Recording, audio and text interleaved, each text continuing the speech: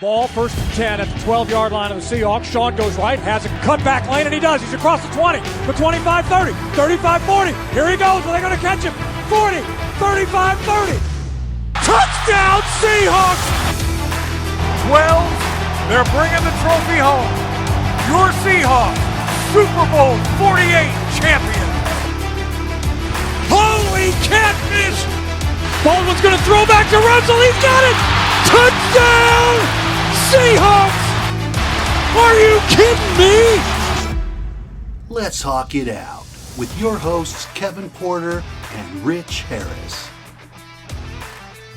After a 2-week hiatus, we are back here on Let's Hawk It Out again. I'm Kevin Porter, along, as always, Rich Harris. What's going on, buddy? How you doing this week?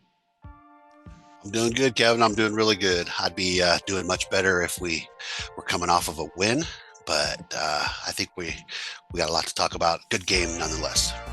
Your Seattle Seahawks, unfortunately, did fall to the Las Vegas Raiders, 34-40, this past Sunday as we record. Again, man, that was I think the one phrase that I had in my head, before, getting ready for this podcast last 24 hours is nail biter.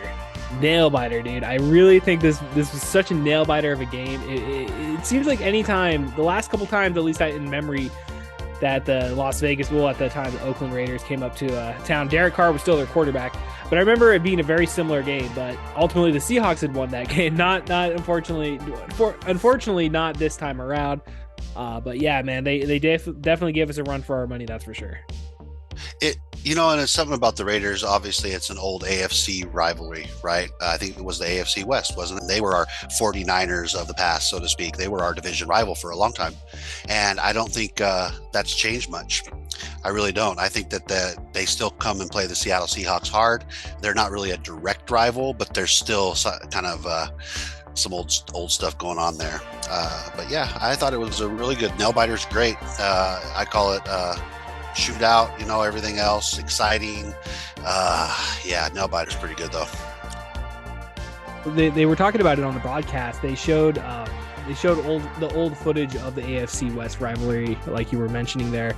And they definitely played up the history, like you were saying. And I mean, it kind of felt like history kind of repeated itself. They highlighted specifically Bo Jackson's, record-breaking game or whatever it was. I forget the exact stats or whatever off the top of my head. But, Josh Jacobs coming into Lumen Field here, getting 229 yards on the ground, along also with 74 yards in the air. I mean, it was just quite the day for the fourth-year running back.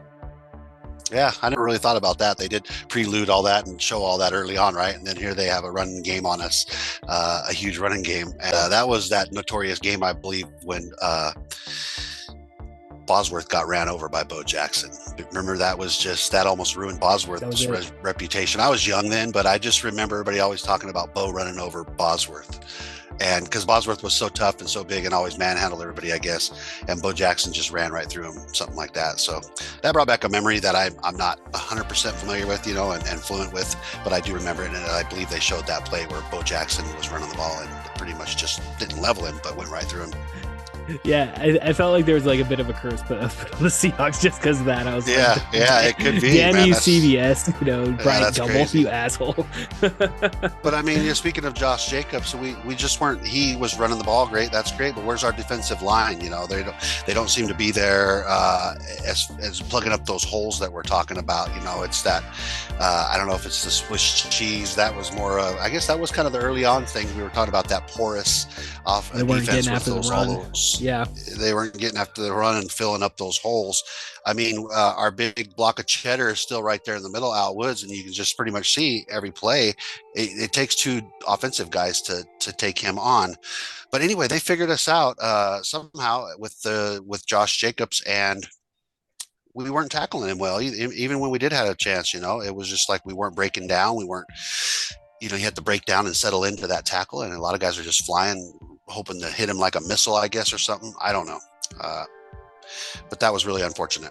And all the rushing yards they've had, the defense, we've given up. I think the Raiders had 444 rushing in the last two games or something, including us now, which is ridiculous. We can't let people run on us that much. Well, it's two straight games that basically the quarterback and the running back had their way with us. I mean, Tampa Bay and now the Las Vegas Raiders. Yeah, I mean, luckily enough, I mean, it was a weird game, dude, because it was like we had some really, really good spots. Like, there's so much you could pull out of this game where it was like, we were on point. It's like, okay, this is what we've become accustomed to, the last a handful of weeks or whatever since the season, fucking 12 weeks, I guess. At least when we went on the 4-game winning streak, we were getting accustomed to it, and we saw glances of that here today or yesterday, but nonetheless, like, it dried up, unfortunately, at the end there. I mean, that we gave it back to them and weren't able to complete the game, that's for sure. Yeah, it just didn't seem like we were getting after the quarterback. Speaking of, the quarterbacks getting away with what they get away with, Derek Carr is he's a good quarterback, and I think Coach described him as a playoff quarterback or something, or maybe it was the guys on the radio today or whatever. But when he's playing against a defense like he played against yesterday, which was us, not containing and not actually getting after the quarterback, not stopping the run, which opens up the pass. I mean, so no wonder. I mean, if we're going to score 30, what do we score? 34 and let them score 40, then obviously the defense is something you need to focus on. And I think we need to go back to the drawing board with the defense and start figuring out what we were doing right. Coach did say that they did scheme and plan more on Davante Adams. They wanted to try to tune in on him more. And if you notice, the safeties were always right there with him, along with a cornerback. It seemed like Quandre Diggs was always right in the picture when it was being thrown to Davante. So Coach did admit that they probably overstressed the focus on their main receiver, and that helped open up the run game as well a little bit, because we weren't really using the safeties there in the box. The safeties were playing at deep safety with Adams. Right. Yeah, because they just kept going to that one, like, just that little, like, dink and dunk. That's like, it seems like that's like it's always our like Achilles heel. Because yeah, if they go for the deep ball, a lot of times, it's kind of like we're pretty well covered, it feels like. But man, those little dink and dunks, dude, where they just come in there and just fucking go across the field basically in a matter of like 10 plays or whatever, and it's just it eats up the clock, and it just we just don't have the right defense for that, it seems like, or at least the right scheme or whatever. But the way the game started, though, I mean, with the interception and then the touchdown, I mean, that was the most that Ken Walker took pretty much had all day. I mean, that was his best run for sure, getting that touchdown. Oh yeah, absolutely. And did you happen to notice on that play the Darrell Taylor thing? I didn't see it till this morning. So right there on that very play when Quandre Diggs intercepted, he went to the ground. I guess Darrell Taylor must have thought the play was dead right then and there. He'd come out onto the field, just come rushing onto the field. Well, the play was still going, and here comes Darrell Taylor, and he finds himself basically halfway blocking as the 12th man. Wow. On the field, and the refs never noticed it. Oh, what? They never noticed it or nothing. They never noticed it. Oh, so if you go back, it's like there's some videos of it. You'll probably find it on YouTube now, but I think it was I'm not on Twitter, but you know how you can get Twitter news or whatever, and you can see it. You just click on the little video, and sure enough, he just came off of the sideline like in celebration, but actually went with the flow of the play, because the play kept going in that direction, and it was really weird looking. And kind of blows your mind, and I kind of wonder where his head's at too, because Darrell Taylor last year started to show a lot of signs of, getting after the pass rusher and stuff, and we all thought he was going to be in his maturity was going to start coming through as far as his prime years, and we thought he was going to be the big guy at getting after the passer, and he's really not. He's not doing all that great, and I don't know what's going on up there. We need to find out if he's okay, and if he's straight, up top and all that good stuff, because I like the guy. I like Darrell Taylor a lot. I've just missed where we thought he might be at this time. I don't know how to describe it other than that.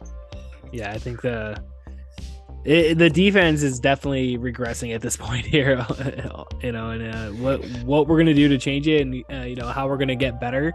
That's up to the coaches, right? I imagine. I mean, it's up to them to be able to come right up with the plan to move forward. I mean, I don't know, dude. I was pretty excited about yesterday's game. I really thought that, I don't know, like, I talked about the curse earlier, and it's like, all right, yeah, there's some sort of curse just based on them rolling that stuff. But it's like at the end of the day, like, I still felt like, we could have won that game, and ultimately, I think we should have won that game. Definitely given our record. Our record, definitely was. I mean, we were step and step. Obviously, we haven't talked about it yet, but like, with us having the bye week last week, the San Francisco 49ers are now the number one in the NFC West. So we lost that, and then we just lost more ground yesterday by that loss. That for a game that, for all intents and purposes, we should have won. Absolutely. And pretty much the whole game I felt comfortable. I just thought, we're going to win this game today. Me too. I felt comfortable too. I just felt like we were just going to win the game. I was just like, this is going to be a game that we're going to win today. We're playing the better game. That momentum shift right in the very beginning. I was just yelling and screaming, telling my wife, how that is. It's the momentum just starts and it's in our favor, and they got the crowd into it right off the bat at home.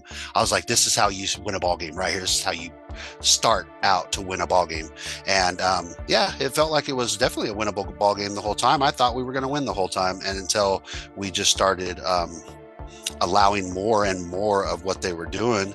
And we were trying to answer. Gino was trying to answer, but then we had a lot of mistakes again. And I don't know if you were saying it, but how often have we been talking about that moment we've been waiting for Gino? Yeah, which is that 2-minute drill that they talk about at the end of the game. Can Gino come through in those 2 minutes when they really need those really elite quarterbacks? And I was like, oh, here's that moment. I was like, it's right here. Stage is set. We need one score before overtime, right? I was like, let's just seal it right here. Gino, show him you can do the 2-minute. And I'm not saying he failed at it. I'm just saying it didn't go all so well. I don't think he had the command that we would have all liked to see or thought he would have had. And for his first opportunity on the 2-minute, it didn't go that great. But hopefully the next time he has an opportunity, he can pull us through, because that's where the great quarterbacks will pull you through and seal the deal and win the ball game. Yeah, definitely, dude. I mean, I was hoping the same thing. I mean, I was sitting there in bed just watching it, and it's like, oh, dude, come on, Gino. Like, again, you would rather see them, seal it off, be able to like just take that dagger to the heart, man. And unfortunately, yeah, it's a disappointing loss. And I'm trying to pull up the schedule here moving forward for the Seahawks. But I mean, I know we played the San Francisco. That's not this coming Sunday, but that would be maybe the following Thursday that we're having that game. We're coming, I believe it is a Thursday. I don't have my schedule in front of me either, but while you're looking into that, right. I know it's the Rams. We're going to LA. Okay, so it's still like 2 weeks out. Okay, so we got Carolina coming up as well soon, and the Niners. We're playing the Rams this coming Sunday, so we're on the road again down in LA. Playing the Rams on Fox. And I mean, the Rams always play as tough. It's divisional. No game's ever guaranteed or a given, but like, I mean, Rams, I don't know, dude. Talk about a Super Bowl hangover. Pretty beat up there. Yeah. Yeah, they're pretty beat up, and we need to go in there with the black guys, the two black guys that we have from the last 2 weeks, and that momentum breaker as far as our winning momentum. Gino, in one of his press conferences, said something about, we were the hunters and now we've turned into the hunted. And what he's talking about is that they were hunting for, wins off of other teams originally, or that's the way it looked for everybody. And now teams are going after them as if they're the ones to beat.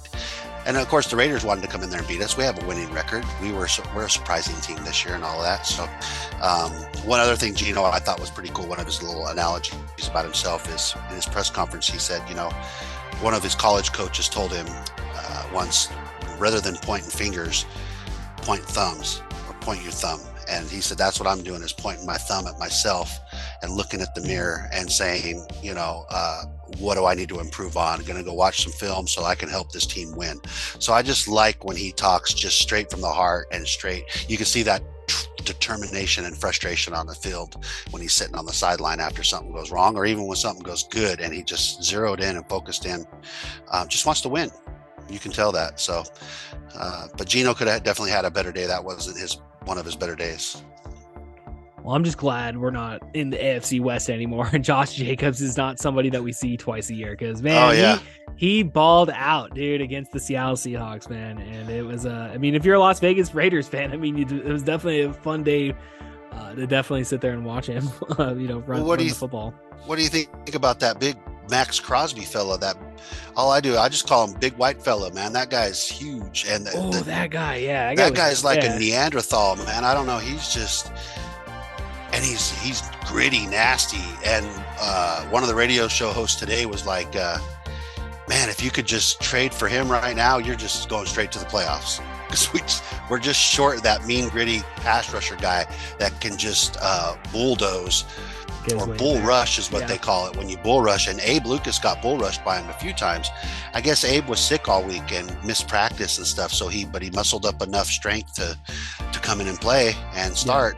But, because he's a big guy himself and he's been manhandling people. But that guy, that Max Crosby, man, I didn't even look up the stats on him, but he towers over all the rest of the guys on his team for sure. Well, he had 1.5 sacks during the game. I mean, he got in there, dude. I know he's a beast. Yeah, dude.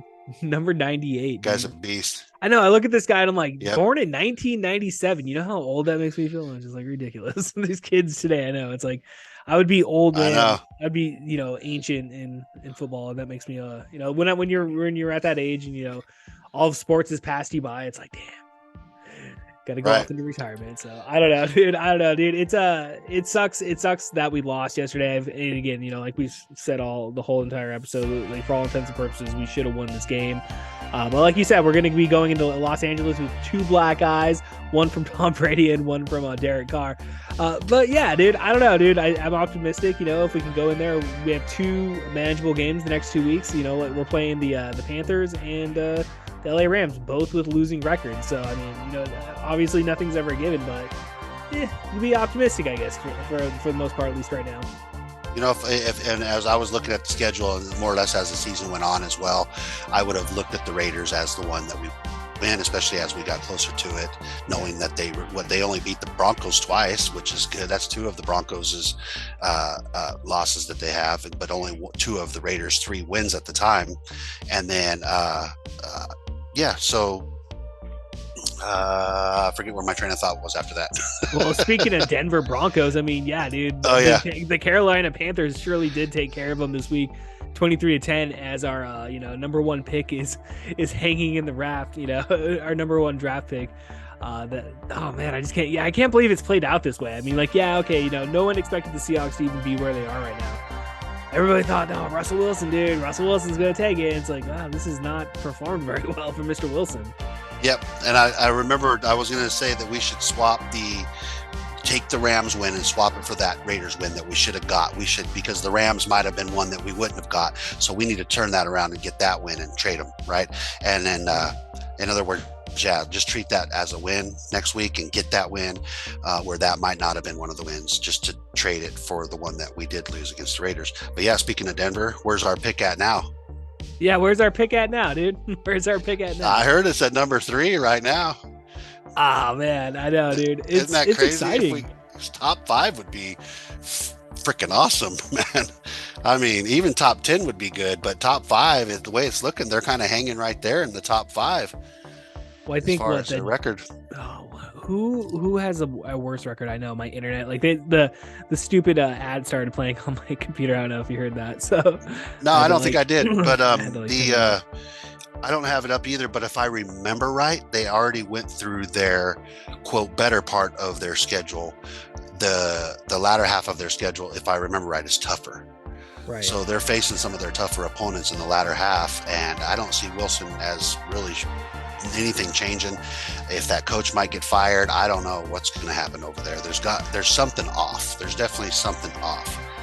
It's just it's kind of surreal, right? Now it's starting to feel surreal that we got all these picks and Wilson sucks. I started thinking, just in some weird scenario that maybe he made an agreement on his way out that he'd sabotage for a year or something. I don't know.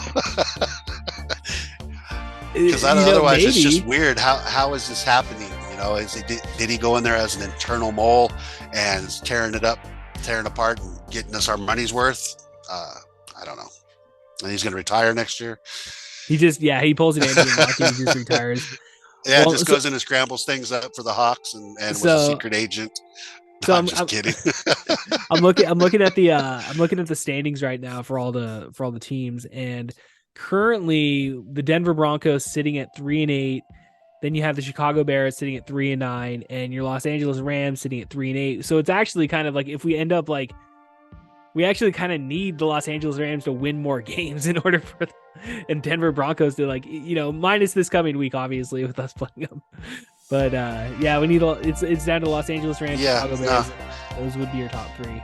No, I'm sorry, the Houston Texans are 1-9. And then you got Houston Texans, number one. Yeah. Pittsburgh's 4-7. So we're about 4 then, it seems like. Yeah, we're top 5. Yeah. Yeah, that's fine. That's acceptable because I don't think every team, I don't know if we're going to take a quarterback. I think if John Schneider sees the guy that he feels is the talent for the future, and he's great at picking talent, especially from what I understand, QB talent. So if he finds, if that guy is there at that pick, at any of those picks, to be honest, then he'll probably take the quarterback. Otherwise, I think that they're going to have to start looking at that defense, that defensive line. So exciting, dude. So exciting. Really though, we really do. We're gonna have to start building there. You got your tackles, they're doing good, the rookies. You've got your cornerbacks, they're still doing good, the rookies. And then you've got Mike Jackson, whatever he wants to go by. That guy can hold down the fort. Of course we got Quandre, and then I love Ryan Neal. I hope his elbow's okay, because Ryan Neal and Quandre are a great team. Again, I don't really care too much for Jamal as of lately or anymore, because he's just never turned out. He's the Russell Wilson of the Seahawks right now, because we went all in on that trade and it's never really paid off. So yeah, I think the defense, the secondary is looking good. It's young. The offensive line is looking good. The bookends are young. If we either get the quarterback or start building on that defense, because we're young. What they say, most of them are either rookies or in their second year right now. Yeah. So let's just start plugging up those other holes, and while we're young, and let's build that team again that's going to stay together for 4 or 5 years or something. Let's make a few more runs. Hell yeah, dude. I mean, if it's not this year, then yeah, dude. We're gonna get there, dude. I really do feel, especially what we always say, right? And John and Pete, we trust.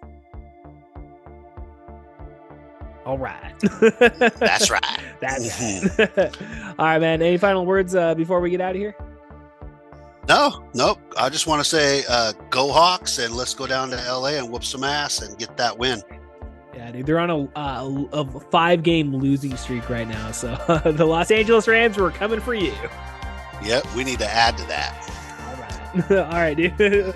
Well, see you guys next time. Peace. All right. Can you win a game in the first quarter? No! Can you